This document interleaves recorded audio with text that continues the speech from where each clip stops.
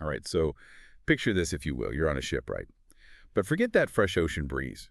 Think salt air, yeah, but way more intense, kind of mixed with something else you can't quite place. Yeah. And it definitely doesn't smell good. That's putting it mildly. We're talking, well, whale. Mm-hmm. That unmistakable aroma of 19th century whaling is what's on the menu, I guess you could say, for today's deep dive. And we're seeing it all through the eyes of a young Japanese castaway, Manjiro. Who, might I add, has just found himself aboard the American whaling ship, the John Howland. Talk about a culture shock, right? We've got some interesting perspectives to pull from today. Excerpts from the historical novel Heart of a Samurai, a set of study questions designed for I think it was a 5th grade class, Wow. and even a podcast episode aimed at young adults.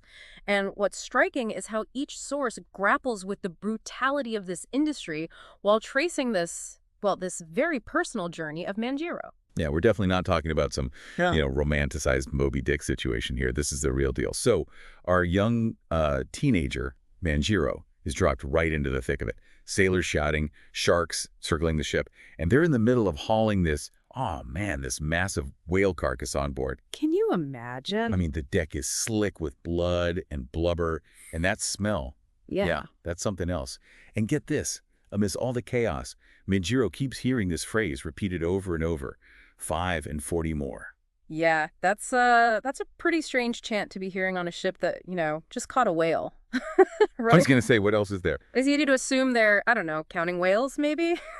Or something even more gruesome, but no. Turns out they're actually chanting about barrels of oil, to be exact. Oil. Huh. I thought didn't they use like every part of the whale? They tried to, but the oil, see, that was the engine driving the whole industry. This was their black gold, if you will. Think about it. Just like we depend on oil today, their whole world ran on it, literally. Fuel for their lamps, lubricant for their machines. It even made its way into some of their cosmetics. Wow. I had no idea. So the whale was just a means to an end, I guess. Pretty much. No wonder Manjiro was confused. And speaking of confusion, this whole name change thing. While the sailors are chanting about their precious barrels, Manjiro's, he's trying to answer to a brand new name. John Mung. Subtle, right, yeah. Not exactly. It's more than just a name change, though, right? I mean, it's this blatant attempt to strip him of his Japanese identity, almost force him to assimilate into this American crew. Think about that, on top of everything else he's dealing with. Must have been incredibly isolating. Yeah, talk about an identity crisis. Ripped from your home, tossed on a ship where you don't understand a word anyone's saying. Oh, and by the way, here's your new name. No wonder he felt lost at sea, and not just literally. Although before we dive into Manjiro's internal struggle here, there's this one phrase that really struck me: Bible leaves.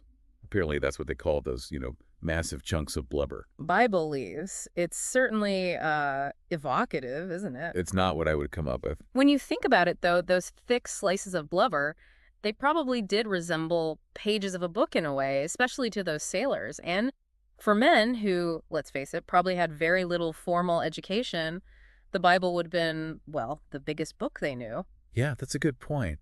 It's amazing how just a simple phrase like that can just open a window into their whole world. Makes you think about how our own vocabulary shapes the way we see things, even today. Yeah, it really does make you think about that, doesn't it? You know how those words paint a picture? For sure. And it reminds us that even something like, whaling back then had its own language, its own way of seeing things. It's like a whole world, and some of those things involve getting, very up close and personal with the whale. And I'm talking about that whole spermaceti extraction thing. Ah, yes, spermaceti, the not-so-secret ingredient in a surprising number of 19th century products. Okay, so for those of us who don't, have whale expert on our business cards, what exactly is spermaceti? Well, imagine, if you will, a substance that's both waxy and oily found in this enormous organ in the sperm whale's head. You're really not selling it here. I know. Yeah. But bear with me. Back then, spermaceti, this was like the Swiss Army knife of materials. Right. Oh, yeah. It was prized for making candles, believe it or not. Burned brighter and cleaner than other options, apparently. Huh. I would not have guessed candles. But it doesn't stop there. Cosmetics, machine lubrication, they even used it in some early forms of medicine. Wow. Okay, so they weren't kidding about using every part of the whale. I kind of hate to ask, but what was it like to, extract this stuff? You're right to be curious. And our sources, well, they don't shy away from the details. Oh, it was yeah. a messy, smelly job. Imagine they're hoisting this massive whale head onto the deck. The stench alone. Right, and then they would literally climb inside the head to scoop out the spermaceti. Okay, yeah. Now I'm starting to see why they called those blubber chunks Bible leaves. Maybe as a distraction. But seriously, was this like a, I don't know, a coveted job on the ship? Or something everyone dreaded? It was probably a little of both, to be honest. On the one hand, you're getting, well, very up close and personal with the whale. Yeah, no thanks. But on the other hand, this stuff was essential for their success, right? No spermaceti, no light, no smooth running machinery. So the guys who were good at it were probably like rock stars? In their own way, I'm sure. And this brings us to a really fascinating point of contrast in the story. We've been talking about the American whalers, their focus on the oil, the spermaceti, the profit. Driven by industry, yeah. Right. But through Manjiro's eyes, we also get this completely different perspective. Denzo, the elder Japanese castaway. Oh, right, right. And his reaction to these American whaling methods, it's really telling. He was horrified, wasn't he? He was. He saw it as this incredibly wasteful, disrespectful process. He even calls them barbarians at one point, right? He does. And it's not just about the killing of the whale itself. Remember, Japanese whaling practices at that time, they were much more sustainable. They made use of every single part of the animal. It was deeply ingrained in their culture, their whole relationship with the natural world. So for Denzo, it's more than just like difference in technique, right? Oh, absolutely. This is a fundamental clash of values. Okay. And poor Manjiro is caught right in the middle of it. Oh, totally. You can really feel him being torn between these two worlds. Absolutely. He's this curious kid, fascinated by the technology, the efficiency of the Americans. Right. But then he has Denzo's perspective, which resonates with his upbringing, his own values. And he even refers to the American food as poison at one point. Although, in his defense, that might have been influenced by his hidden stash of, well... Japanese snacks. Yeah, mysteriously disappearing. Ah, yes. The missing snacks. You know, that seemingly small detail actually reveals a lot about what Manjiro's going through. Really? Think about it. It's almost as if with the disappearance of his food, this little piece of his own culture is fading away too. I mean, I've never related to a missing bag of dried squid so much in my life, but you're right, it takes on a whole new meaning. It does, doesn't it? It No really doubt. makes you wonder, what would it actually take for someone to abandon their traditions, their whole way of life? Is it a gradual process, or can it happen just like that? Like waking up on a strange ship surrounded by people who can't understand you? Yeah, it makes you wonder how you hold on to who you are when everything you know is suddenly gone. Exactly. And that's really the heart of Manjiro's dilemma, this struggle to reconcile the familiar with the foreign, the old with the new. It's like walking a tightrope, you know? Trying to find your balance when everything's constantly shifting.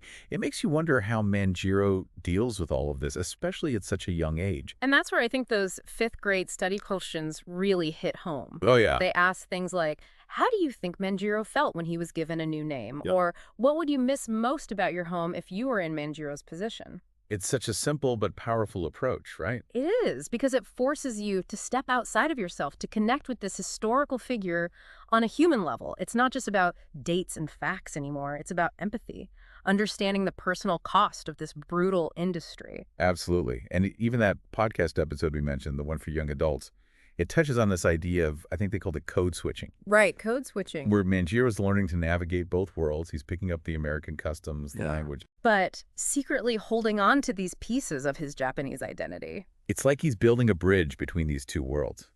But you have to wonder, what parts of his culture did he fight to preserve, even in secret? What were those non-negotiables for him?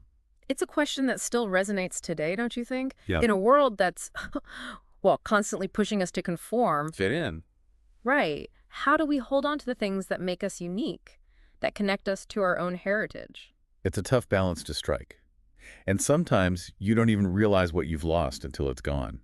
Like Manjiro's little stash of food. Ah, yes. The missing snacks. On the surface, it seems so insignificant, but it represents something much deeper. Something he probably couldn't even put into words at that point. It's like this invisible thread connecting him back to who he was, to where he came from. And when that thread's cut, suddenly he's unmoored, adrift. Yeah, it's powerful stuff. And it makes that final question we leave our listeners with all the more potent. If you were in Manjiro's place, torn between two worlds, what would you choose to preserve? What would you be willing to let go? It's a question worth sitting with, one that challenges us to examine our own values, our own sense of identity. And in a way, that's what makes this deep dive so compelling. We started with the gritty reality of 19th century whaling. Right, 5 and 40 more. Exactly. But we've uncovered something far more profound. This timeless story about resilience, about adaptation, about the enduring power of the human spirit. It's a good reminder that sometimes the most fascinating journeys are the ones we least expect. So the next time you see a bottle of, I don't know, scented oil, or even just hear a phrase that makes you tilt your head a little, take a moment. Think about the story behind it. You never know what hidden depths you might uncover. Until next time, keep exploring.